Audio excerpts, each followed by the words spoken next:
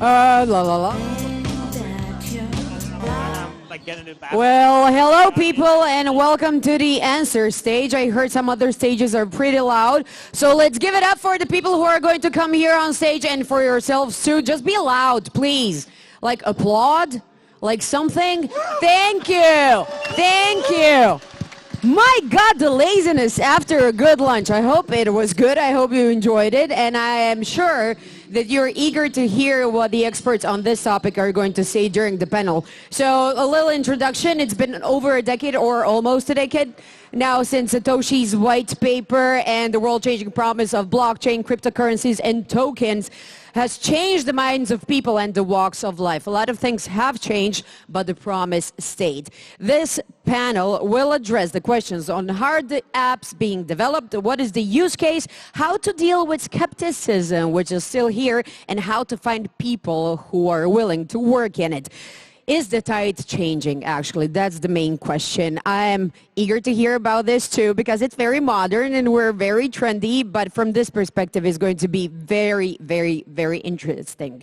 So the panelists are Lazar Travica from MVP, Josipa Maj from Revuto, Ilya Polsukin from Near Protocol, Mislav Javor from Ampnet, and is going to be moderated by Nikola Pavesic from Infobip. Let's give it up for those people. Izvolte, there you go. Good luck. Enjoy the stage. It's yours. Thank you. Welcome, everyone. This is a crypto/blockchain panel, so we will tell you how to make a lot of money today. No. I'm surprised. I'm surprised there's no more people. Full disclaimer: we won't. Don't use this as an investment advice. Thank you to my great co-panelists. I'm going to let them introduce them one by one, and then we can cover some questions together. We can cover some specific questions about what you guys do. Where do we start? Ilya, should we start from the far side? Sure. Welcome. Great to be here. My first time in Croatia, so we're... Welcome. Woo! Thank you. Yeah, so I'm originally from Ukraine, moved to US, was actually working in machine learning for a long time. And we started Near Protocol because we actually wanted to solve a problem of paying people around the world. Literally, it's the simplest problem ever been. How do we pay people that are in China, Russia, Cuba, who was working on some machine learning tasks for us? And yeah, I mean, fast forwarding 3 years from now, we have an operational protocol. There's lots of applications running. There's lots of exciting stuff, including the crowdsourcing platform that we kind of envisioned in the first place and was trying to build. So yeah, exciting times. I think tide definitely has changed. So Awesome. Thanks, Ilya. Josipa. Josipa Maj from Revuto. We're an active subscription management solution. We're based out of Zagreb, so here locals. We were the first ever ICO on Cardano, and we have a lot of fun stuff to announce today. Thank you. We'll hear about it later. Lazar, welcome. Lazar Travica from MVP Workshop, which is a blockchain research and development studio based in Belgrade. Currently, we're working on blockchain protocol development on a blockchain client called the Polygon SDK, which is really close to the Polygon network. And the point is to onboard enterprises and DApp projects which want to scale separately from main blockchain networks. Awesome. Thank you, Lazar. Mislav, we met last winter in Zagreb, but so please. Marginally different conditions. We want to hear the update.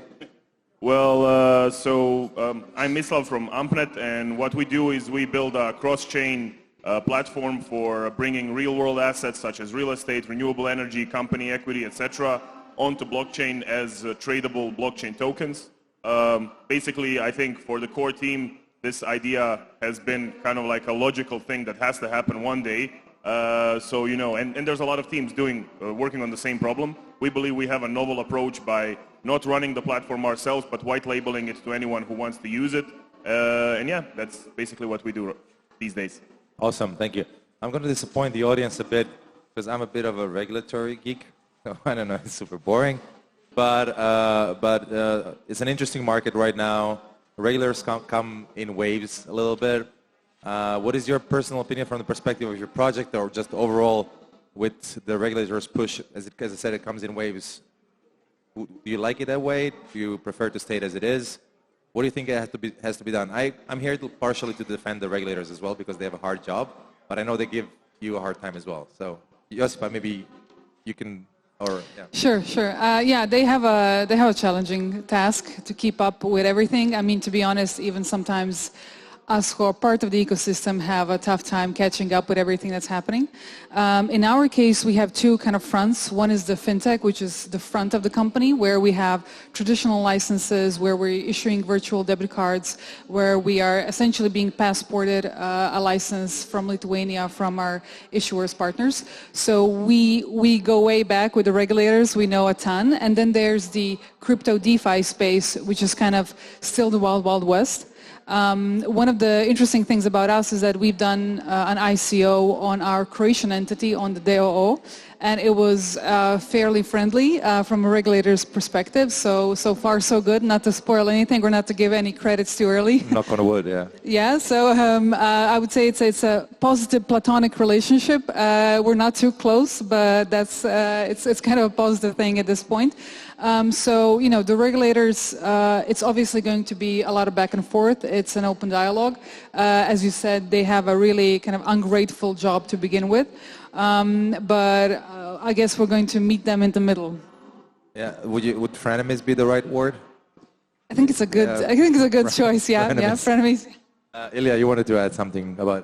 Yeah, I mean, I think like any developer, right, as kind of wants clarity, right? An entrepreneur, developer, you just want clarity because with clarity you are able to make decisions, you're able to architect, you're able to make things happen. And so the problem right now is because regulators have trouble understanding repercussions of this technology, they're not able to provide any clarity. And so in result, we operating in this like unclear environment where even if you're trying, like, most of the people, right, who are doing good things are trying to be like as kind of consistent and true to the beliefs while still having these values of decentralization, of, you know, user ownership of these things. But like there's no kind of rules around that on the regulator side for the most part, right? I mean, some countries are trying to set up some things, but we're still missing this like linkage, which is like we actually trying to make users own their own things, right? Trying to make users to have governance over the protocols. This is literally going in many ways against what regulators have been regulating, like SEC been regulating centralized companies doing bad things, right? We're trying to make users to be owners of this thing, which is completely different, which then they're like, well, you're the issuer, right? So they're trying to regulate the issuer when actually, like, we are trying to move past that kind of problems that they were created to be regulating in the first place. And so I think this disconnect where they're not there yet, and like we don't actually have, like in US, for example, they're constantly talking about like, you know, splitting Facebook, right? Facebook has too much monopoly power. All those things is literally what this space is trying to solve in many ways, right? It's like, how do we make users owners of this thing? How do we make it easy to fork? How do we make it easy to kind of combine and split things as they progress? And so, like, we're solving their problem, including, like, I mean, I don't know how you're familiar with US, but like there's Democrats and Republicans. Both of them have agenda around this. Crypto addresses both of their problems. Both of their talking points are addressed by crypto, but they don't understand that. I think we know a lot about Democrats and Republicans here as well. I think we live in a very, I don't know how the dominant world and media is. We're After Trump, everybody knows everything. I often catch myself like following the elections. I don't know Georgia, and I don't know even who my local elector is. So it's a bit of a problem. Mislav, you have an interesting legal framework. So for you must be a very interesting concept, the regulator report. Yeah, actually, what our most of the basis of what we built our and to be honest, we are more of a technology provider. But in blockchain space, even if you want to be a technology provider, you're gonna wind up dealing with regulation one way or the other. We did a token sale, but our token sale was done under the $5 million exemption, so it was lower than 5 million. So we were fully exempt from any legislation, which I think is a good thing. Many European countries have these like reasonably high exemptions. They could go from like 3 million to 10 million euros, depending on the country, where you're allowed to do like a securities issuing or a token sale or something without actually going, speaking with the regulators. So that was good for us. In that regard, kudos, for people who want to raise money. But as our product is also a fundraising thing, the thing that Ilya said is the most concrete in our example. We actually are issuing basically securities without an issuer. So, and now the regulator doesn't know who to regulate.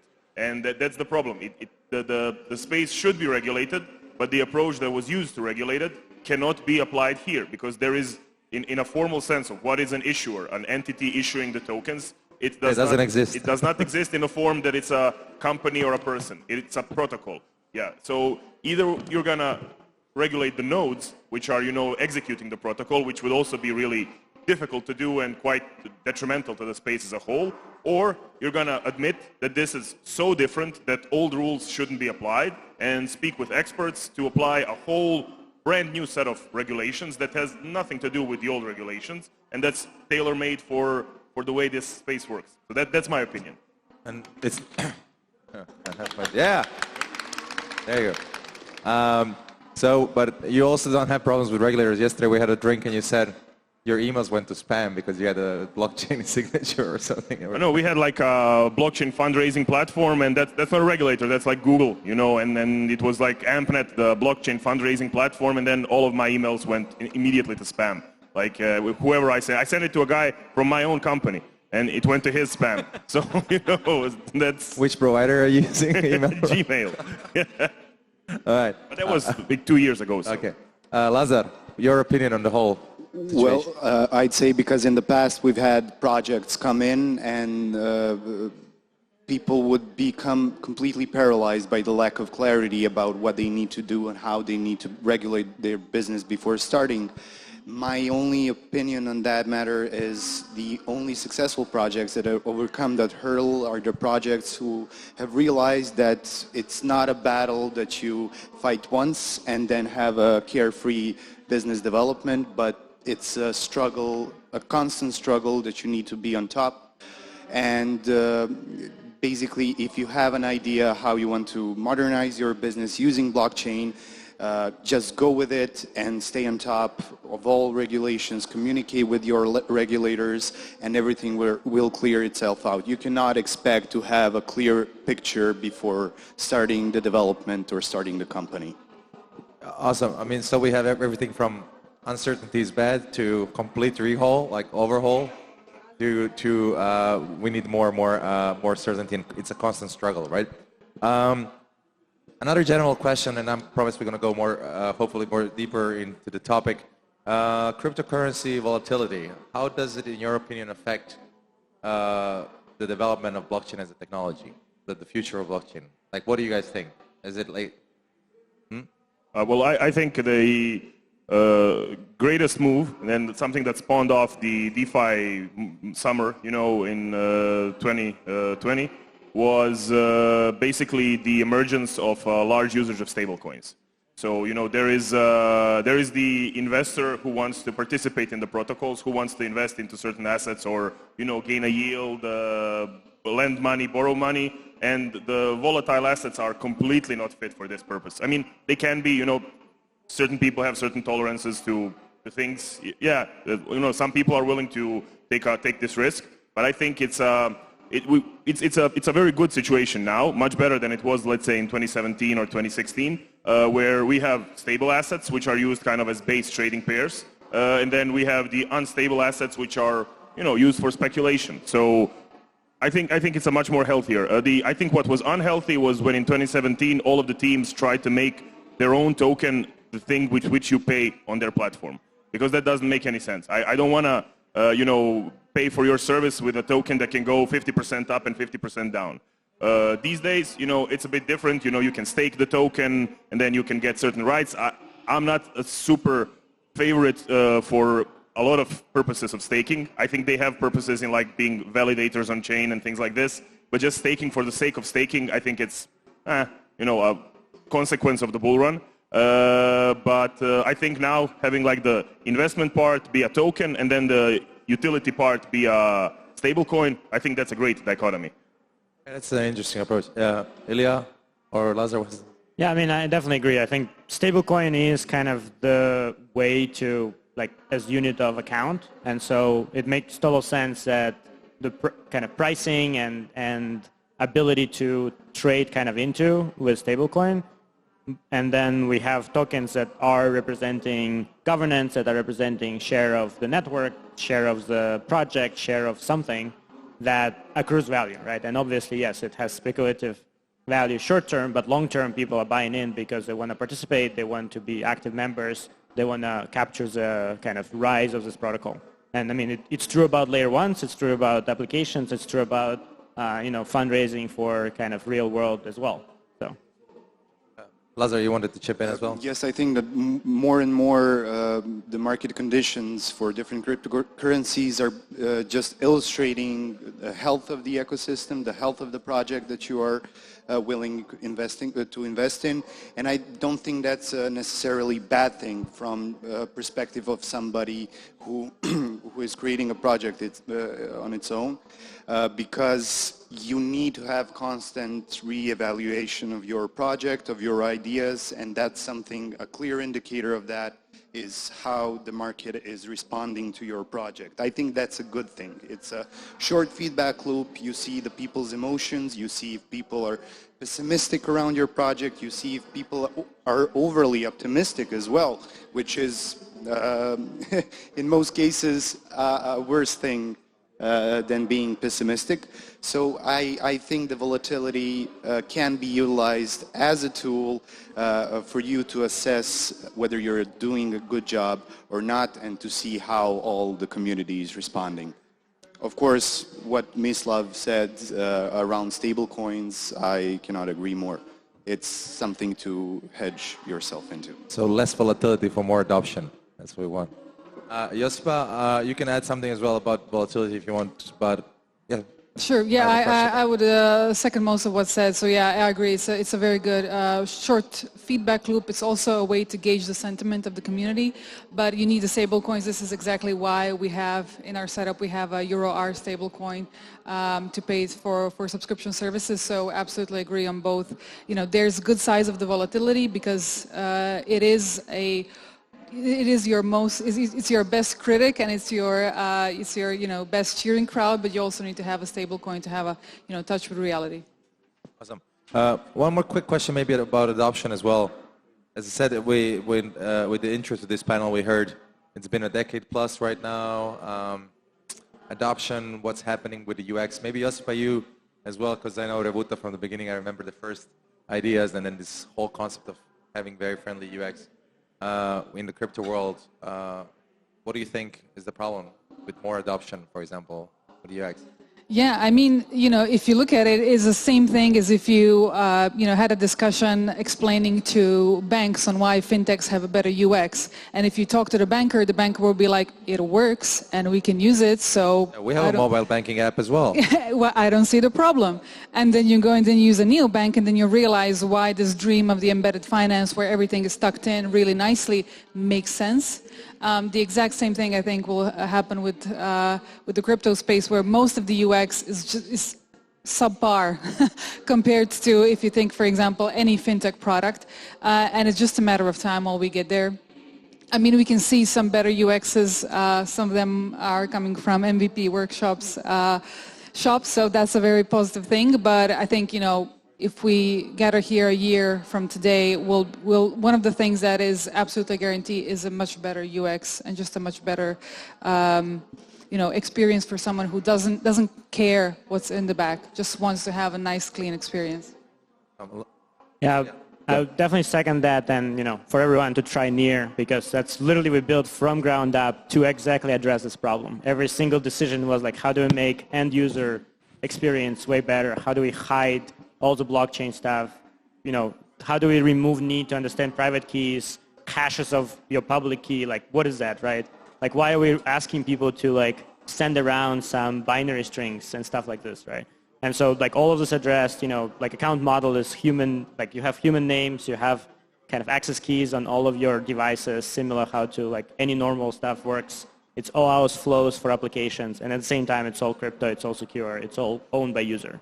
And so definitely I think that's big threshold that I think already is now addressed, and now we just actually need a set of fundamental I would say, protocols, like social, reputation, identity, that would power applications that actually can have hundreds of millions of users, right? So now that we have infrastructure, we kind of need this middle layer which would attract people to start creating these connections and start aggregating this almost data, like it's almost data, right? But it's like identity-related data on-chain, which makes it really valuable to start building novel applications on-chain, right? Like right now, still VCs, even with all the hype around blockchain right now, most of VCs are still getting like huge deal flow on consumer apps that are not using blockchain. And the thing is, they don't invest in them because, well, Facebook will kill you. And so the only way right now to build consumer apps is actually build them using Web3, using open web, with this improvements in kind of UX, with this improvements in scalability, and using this token economics as ability to give ownership to the users. And actually even big networks like Twitters and TikToks and all this, they realize that they're looking into this, but there's huge opportunity for everyone to go and build novel social networks using this, giving ownership to the user, and creating massive network effects. Awesome, thanks. We'll go a few specific questions as time is ticking really quickly here. Lazar, MVP got acquired? Sorry, can you repeat the question? Sorry, MVP got acquired, right? Not exactly. No, so can you explain us there? A part of the team that's been working with Celsius Network for they got we call it like an acqui-hire. That part of the team went as full-time employees of Celsius Network. So I can tell a bit about how MVP looks right now.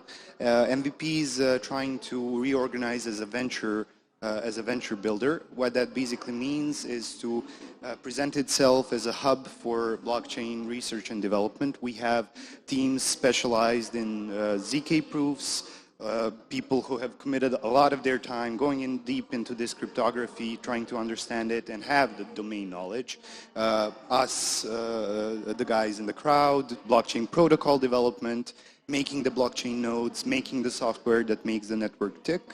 And we have other teams focused on NFTs, DeFi. So the way we've reorganized is that we can borrow resources and offer our resources internally in order to help each and every one of the teams to make as better UX, as better project that they can. So that's where MVP is at right now. And we are very excited to try this innovative model of business, which is venture building. Yeah, that's a very interesting, I would say, collaboration or way of working with a partner for the future. We have a lot of topics to cover. I want to talk a little bit to Josipa as well now. Josipa, probably a lot of people here, because I would assume a lot of people in the audience are from the region or Croatia, would have heard about Revuto's project, but now you're taking it a step further. Do you want to tell us a little bit more about this mini announcement that we have here? Absolutely, absolutely. So I would like to take this opportunity to announce our 2 million micro fund. We want to support the Cardano community. It's $2 million, people. Yeah, Right? yeah. It's like... Thank you.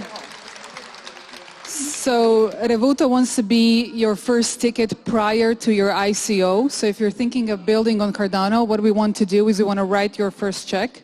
And by the end of the month, we'll announce other ways, technical, in which we will support you, and also to use our incredible and really tremendous community to back you up. So we want to give you money, help you launch it, fund it, and then we want to be there to support you.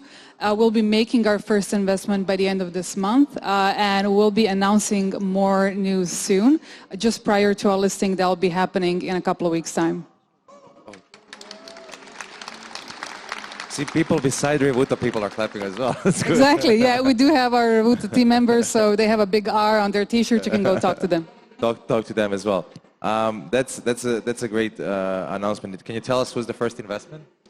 Not yet, but if you can follow our social media channels, join our Telegram group, follow us on Twitter, you'll be notified on time, and you'll also find an application form shortly to apply with your project. How did you choose Cardano in the first place when you were? Sorry. There's a mix of technical and community reasons. The technical ones, we're now anticipating the Alonso hard fork. A lot of fun stuff are happening. Also because the gas fees on Ethereum were completely unreasonable for us because we deal with a bunch of small transactions because subscriptions are usually anywhere from $5 to $15 per month.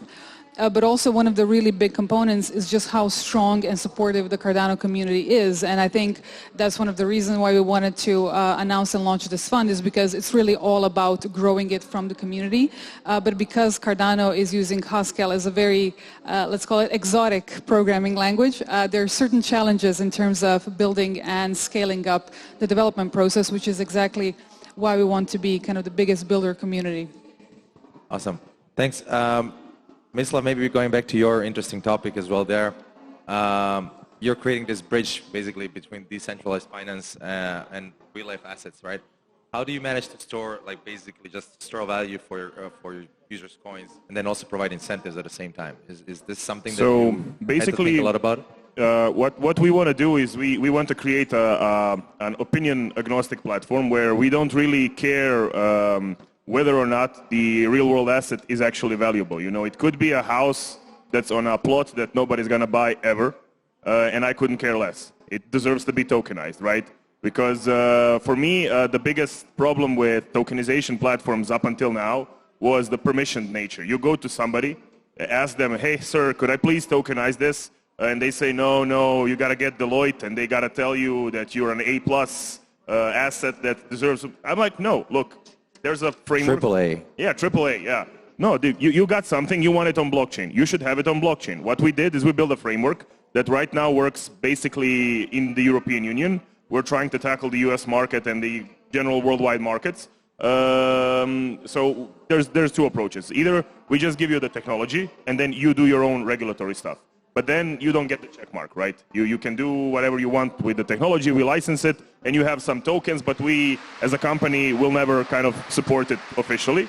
Then the next part is we have our auditing protocol, we call it, where we wanted to gather a neutral set of legal experts from around the world who will participate in our nominated proof-of-stake algorithm and get selected to actually say, okay, this tokenized asset has been properly tokenized. Right, and it doesn't get said by the lawyer that was hired by the person tokenizing, but by a neutral party that was selected through like a staking NPOS process. And in this way, we're trying to do for tokenization, let's say what L2 solutions are doing for blockchains. Like you could consider this like to be an L2 tokenization protocol, where the scale at which we are able to work and the number of assets which we are able to tokenize on just the technical basis is, you know, hundreds or thousands of times higher than what was being done by the centralized tokenization platforms. Ilya, a question for you. Like, how do you maintain such a big community of builders on your protocol, considering, you know, the competitors are I guess multiplying, and then you still have this, you know, community hanging on? Well, I wouldn't say there's competitors. I think this space in general is moving in the same direction. So the things we're doing, by the way, like there's actually 4 more days in our hackathon, and there's actually 1 million in prizes total. So if you have nothing to do for next 4 days, participate in that. But the main benefits, right, that we focused on not just user experience but also developer experience. And so we build, like, you can write smart contracts, for example, in TypeScript, in Rust, right? You can now write, also launch in Solidity. You can actually even now launch separate chains that connect to Near, right? So we have like all the tooling. We have indexers. We have kind of ways to query data from on-chain, ways to kind of put it into database, provide you like APIs, front ends, all those things that you need to really quickly like turn your idea into actual product. And so that on itself, you know, attracts developers. And then obviously the end user experience. Obviously the end user experience is something that, I mean, honestly, from my perspective, nobody else in the space is actually focusing on layer one. Like that on its own, like developers, especially who struggled with Ethereum, struggled through like 16, 17, trying to build applications that normal users are able to like use. They realize like right away how big change that is, right? Like you can hide blockchain and let people start using applications without even knowing that they're using blockchain, right? They can start earning and People then wouldn't care, figure yeah. out things, right? And yeah, well, people starting to care when you educate them. They don't care at second one, right? They landed on your website. You should not ask them to like install MetaMask as a step 0 of them experiencing your product, right? Guide them through, get them to like, do some work, earn some money, or, participate in some game, play some game, right? Then they're earning, some ownership, they're getting some NFTs, they're like interested in learning what the hell is going on, right? And then you educate them about like, oh, actually you own this, you can vote on the governance, you can use this NFTs in another game. Like now they're becoming to think kind of wider what they can do, right? And so just giving this ability to developers to kind of, we call it progressive onboarding for users, is like such a huge unlock that like people love to develop on this. Awesome, thank you. One thing I have to add, I'm actually a blockchain developer since like 2016, and I tried Near yesterday and I was sold, so that's how they keep the community. Also, Ilya bought him a drink. I saw that happen before. No, but seriously, great community. We have 40 seconds left. Literally one sentence each. Where do you see your project 5 years from now? In your wildest dream, you can be as creative as you want, but one sentence, please. Ilya. Billion active users. 1 billion active users. Wow, well done. Biggest builder community on Cardano and easiest way to pay for subscriptions. Awesome. In each of the companies trying to modernize their business by blockchain technologies. Okay. We want to become the default way to tokenize assets. Everything. Yeah, the default way. Awesome. Thank you so much. This was awesome. Great panel. Talk to them. This stuff is from the future, guys. So thank you for being here. It was a pleasure. Thank you. We'll have a few drinks afterwards. Thank you, everyone.